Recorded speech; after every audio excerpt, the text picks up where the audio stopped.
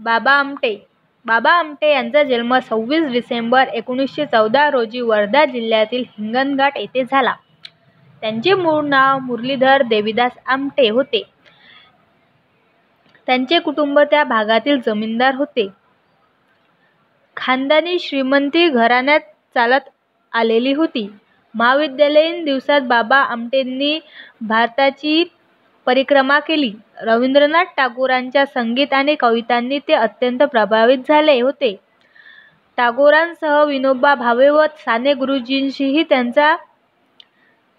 त्यांचा बराच प्रभाव होता.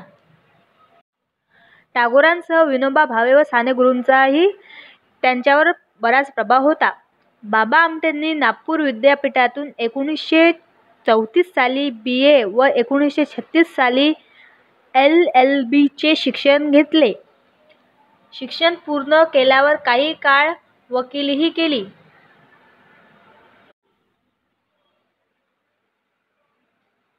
गांधीजींनी त्यांना अभय साधक अर्थात न्यायासाठी लढणारा निर्भय योद्धा असे नाव दिले. त्याचा एक प्रसंग सुद्धा आहे.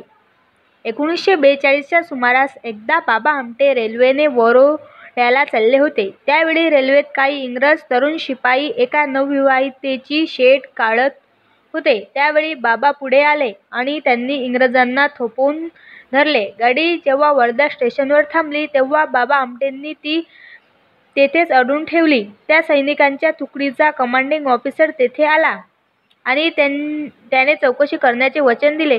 ही गोष्ट जेव्हा महात्मा गांधीजींना समजली तेव्हा त्यांनी बाबा आमटेंना अभय साधक अर्थात न्यायासाठी लढणारा निर्भय योद्धा असे नाव दिले. महात्मा गांधी त्यांच्या सेवाग्राम आश्रमात काही काळ ते गांधींच्या सहवासात देखील राहिले. त्यांच्या विचारांचा परिणाम बाबांवर झाला. 1942च्या चळवळीत त्यांना कारावासाची शिक्षा देखील झाली. वकिलीतून मन उडाल्यानंतर त्यांना विरक्ती आली. त्यानंतर त्यांची भेट साधनाताईशी झाली. कुटुंबातील सदस्यांचा विरोध पत्करून साधनाताई आणि बाबा आमटे या दोघांनी 1946 साली विवाह केला. आनंदवन. 1952 साली वरोऱ्याजवळ बाबा आमटेंनी आनंदवनाची स्थापना केली. कुष्ठरोगाने ग्रस्त झालेल्यांची सेवा करण्याचे अतिकठीण व्रत त्यांनी स्वीकारले. कुष्ठरोग्यांची केवळ शुश्रूषा करायची नाही तर त्यांना आत्मनिर्भर करण्याचा दृढ निश्चय त्यांनी केला.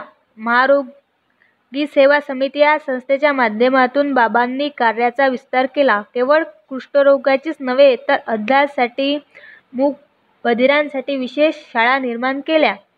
कुष्ठरोग्यांसाठी उपचार, प्रशिक्षण व पुनर्वसन याकरिता त्यांनी रुग्णालयाची व अन्य प्रकल्पांची स्थापना केली. कुष्ठरोग्यांच्या शैक्षणिक उत्कर्षासाठी महाविद्यालयाची स्थापना केली.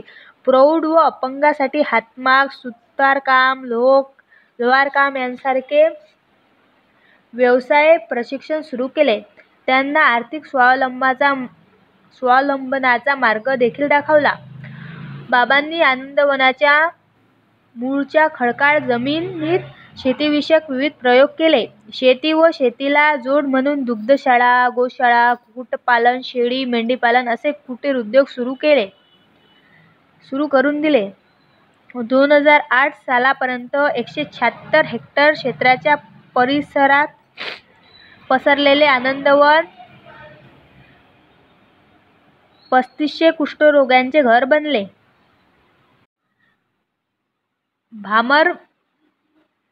भामरागड तालुक्यातील आदिवासींच्या विकासासाठी हेमलकसा येथे बाबांनी लोक बिरादरी प्रकल्प सुरू केला. हा प्रकल्प बाबांचे सुपुत्र डॉ. प्रकाश आमटे व सुष्णा म्हणजे सून डॉ. मंदाकिनी आमटे समर्थपणे सांभाळत आहे. या कार्यात बाबांची पत्नी साधना आमटे यांचाही मोठा वाटा आहे. ते राष्ट्रीय एकात्मतेचे कट्टर पुरस्कर्ते होते. मेघा पाटकर यांच्यासोबत ते नर्मदा बचाव आंदोलनातही सक्रिय होते. सामाजिक व पर्यावरण क्षेत्रात त्यांचे भरीव कार्य त्यांनी केले होते. त्यांचे पुत्र प्रकाश आमटे व विकास आमटे यांचे कार्य पुढे नेत आहे. त्यांचे कार्य पुढे नेत आहे. 9 फेब्रुवारी 2008 रोजी बाबा आमटे यांचे निधन झाले. त्यांनी लिखाण केले आहे. त्यांनी विविध प्रकारचे लिखाण केले आहे. ज्वाला आणि फुले हा त्यांचा कविता संग्रह, उज्ज्वल उद्यानासाठी हा सुद्धा त्यांचा एक कविता संग्रह आहे. आणखी त्यांचे माती जगविल त्याला मत हे सुद्धा लिखाण आहे. बाबा आमटेंना विविध प्रकारचे राष्ट्रीय व आंतरराष्ट्रीय पुरस्कार मिळालेले आहेत. आंतरराष्ट्रीय पुरस्कारामध्ये एक डॅनियल डट्टन पुरस्कार 1983 मध्ये त्यांना मिळाला.